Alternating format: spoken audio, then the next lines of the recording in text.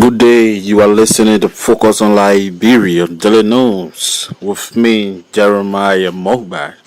Today is Thursday, October 24, and the year is 2024. First, I bring you the headlines. Integrated Watch Liberia with funding from the Tax Justice Network for Africa, along with permanent members of the Liberian Senate, concludes a day dialogue aimed at seeking stakeholders' knowledge on enhancing national policies to increase domestic revenue mobilization, curb illicit financial flows, and support national development initiatives. Mr. Christopher Zio Neal, a permanent energy expert and former CEO of the National Oil Company of Liberia, expresses concerns about the spread of false information that could discourage potential investors from engaging in Liberia's oil and gas sector.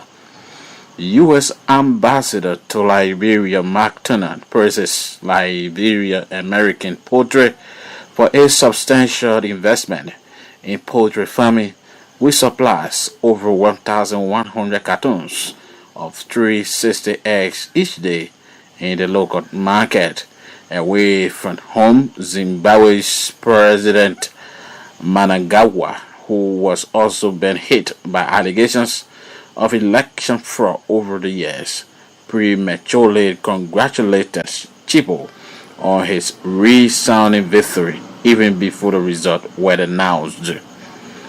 Those were the headlines. Now the news in detail, plus much development.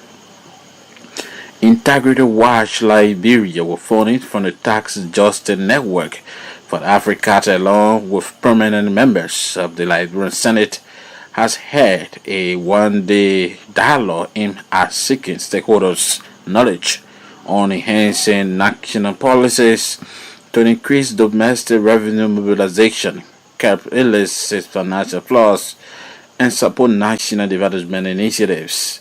In his opening statement on Wednesday, October 23, 2024, at the Monrovia City Hall, Program Director Navin Ireland said Integrity Watch Liberia has been working with the legislature since 2021 through Senator Francis Dopo of Riverview County to establish the African Paramilitary Network on illicit financial flows and Taxation Caucus when Senator Dobo served in the House of Representatives.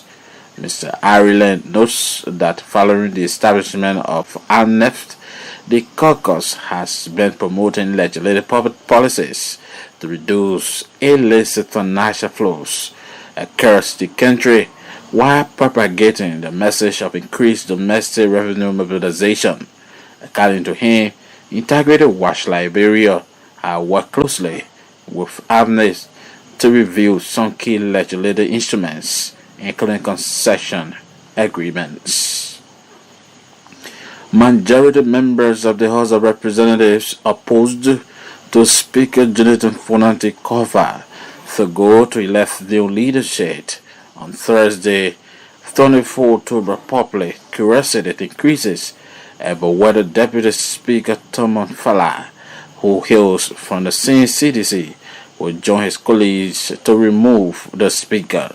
Already rebel lawmakers who have grouped themselves as majority bloc have been calling on Representative Fala to join them in their struggle to remove Speaker Kofa, accused the Speaker of a conflict of interest among other things, and expressed voted no confidence in him, which must be demonstrated legally by a third vote of 49 members of the House as required by the Constitution of Liberia. Deputy Speaker Fala has stood with the embattled Speaker up to now, but how long will he keep holding on when every delegation seems to show that the coup plotters are resolved on their own plan? Fala appears to find himself in a predicament. He does not want to be seen publicly as betraying the Speaker. At the same time, he would not want to ignore his colleagues from the majority bloc, who are predominantly from the opposition Congress for Democratic Change. Mr. Christopher Zioneo, a prominent energy expert and former CEO of the National Oil Company of Liberia, has expressed concerns about the spread of false information that could discourage potential investors from engaging in Liberia's oil and gas sector, while emphasizing the importance of maintaining accurate and transparent discourse in relation to the investment opportunities in the country.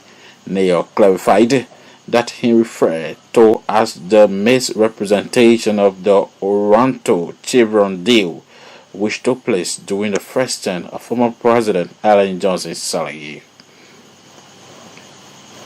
U.S. Ambassador to Liberia Mark Tunon praised the Liberia, the American poultry, for its substantial investment in poultry farming, which supplies over 1,100 cartons of 360 eggs each day in the local market. During a recent tour of labs facility in Bowman County, which houses over 500,000 chickens, Ambassador Turnant highlighted the significance of such initiatives in strengthening Liberia's economy and enhancing food security. In an interview from Page Africa, Turnant noted that LAP is not only addressing food insecurity, but also contributing to President Joseph Boakai's arrest agenda, which focused on agriculture growth. The ambassador expressed optimism that LAP success could attract further U.S. investments in Liberia. He acknowledged that country's progress in political development and democracy, stating businesses like this are a clear example of what needs to happen and need to be supported. Thurman emphasized the importance of infrastructure investment for economic growth, pointing to the necessity for improvements in roads, electricity, and internet connectivity. LAP, the largest poultry farm in Liberia, operates 7 production units and employs 350 permanent workers from 12 towns in the region. Additionally, the farm engages contract workers to support local job creation. The SAT group of companies has formally submitted a complaint to the Liberia Telecommunication Authority, highlighting significant irregularities in the bidding process for the cybersecurity framework development and awareness and orientation project.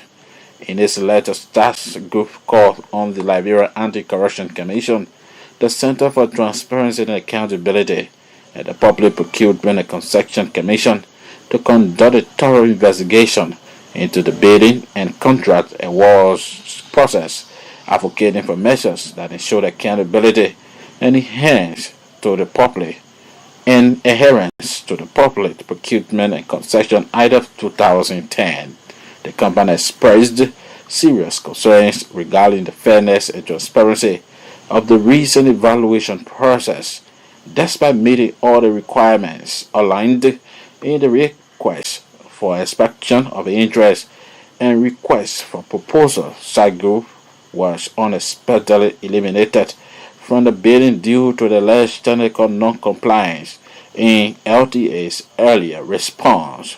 The complaint details several irregularities, including unfair evaluations, proposal rejections, misrepresentation of CV submissions, a lack of notification regarding deficiencies, and an overall lack of transparency.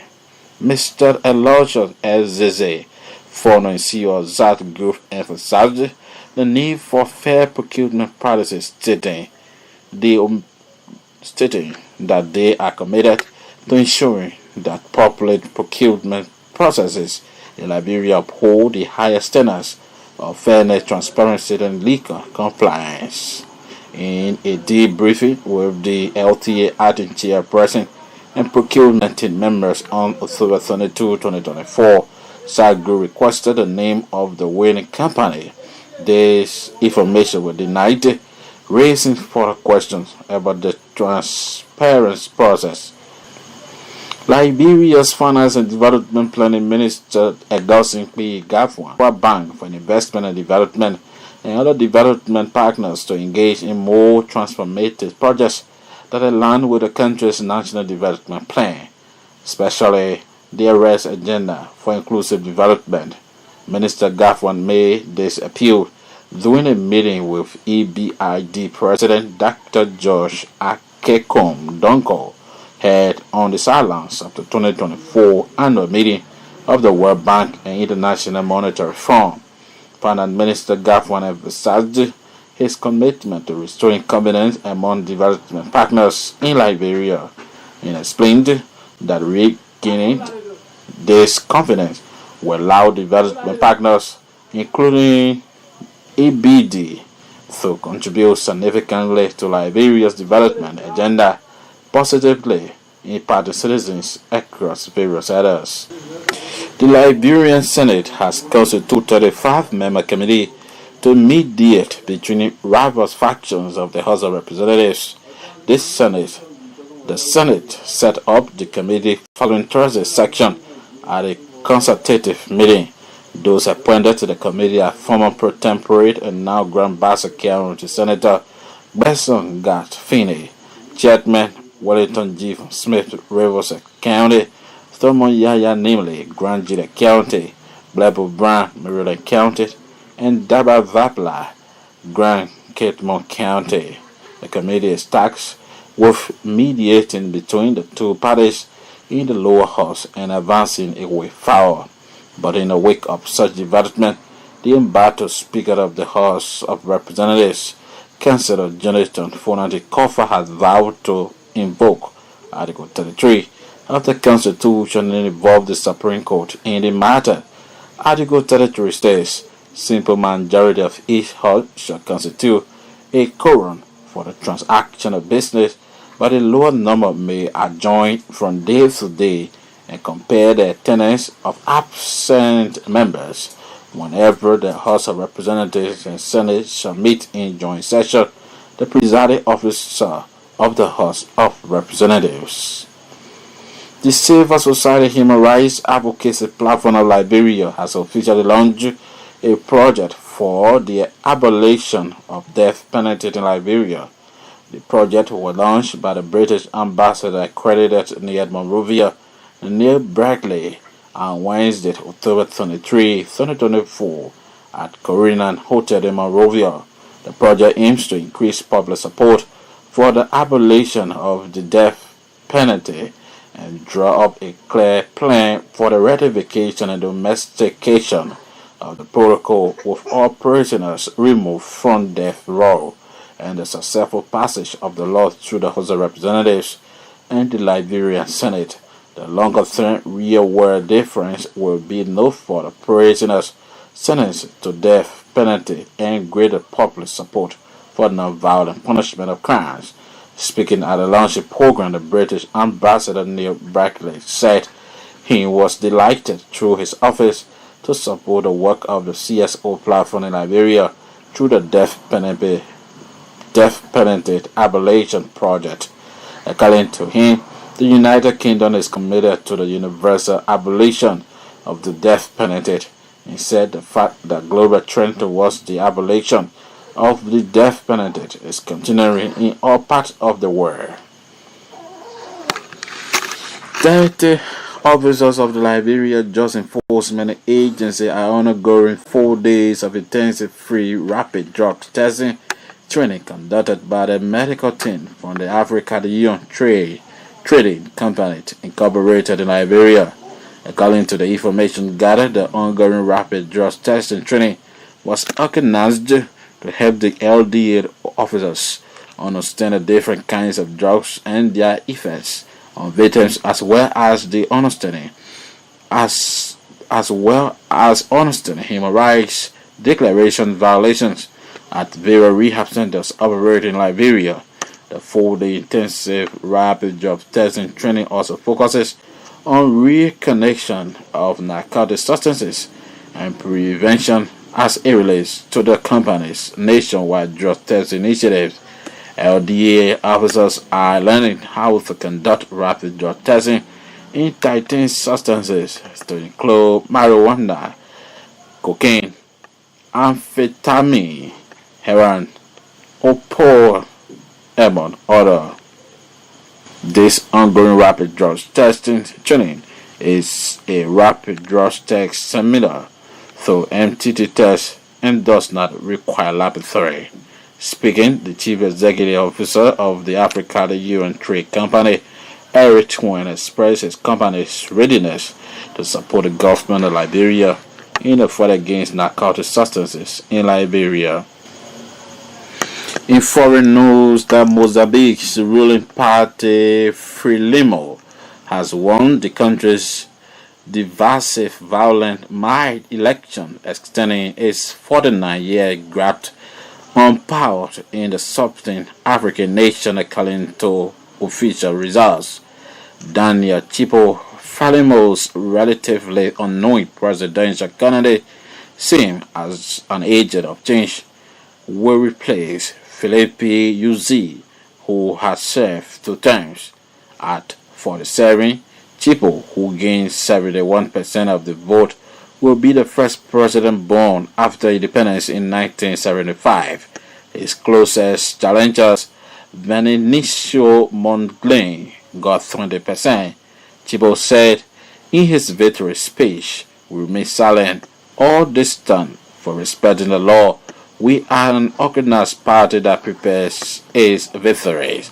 Following the announcement of the result, there have been violent protests in several towns and a number of people have been killed. There is also a heavy police presence in some areas. The election has been marked by allegations of raking and the killing of opposition supporters, prompting protests across the country.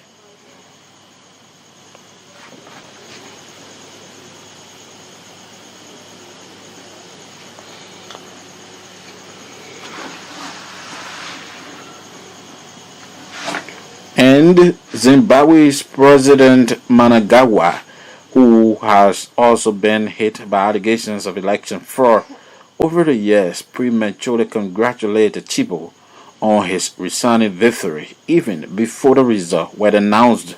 Osufo Mombandi, the candidate of former rebel group Remamo, which was previously the main opposition party, came in third with 6%. Political analyst Thomas Vera Mario told the BBC that the Romano has lost its historical position because Mombandi 68 had failed to attract young voters. The numbers announced surprised all voters, including some members and sympathizers of the ruling party, especially Frelimo's landslide victory. The deputy chairperson of the Electoral Commission, Ferdinand Mozanga, who was appointed by Renamo, said the result are against electoral justice.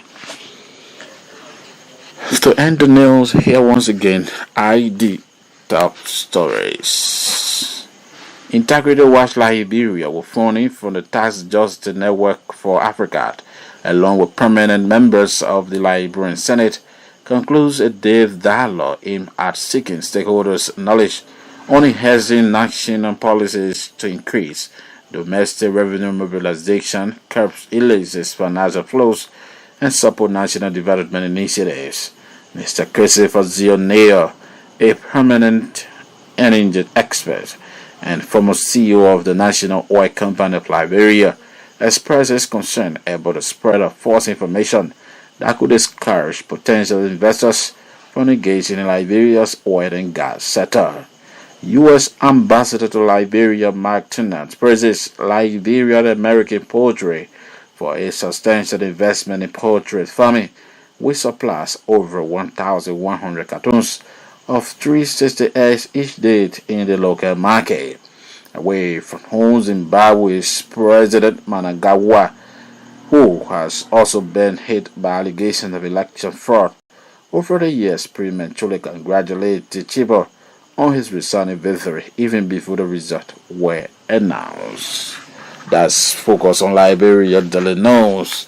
Thanks for your viewing.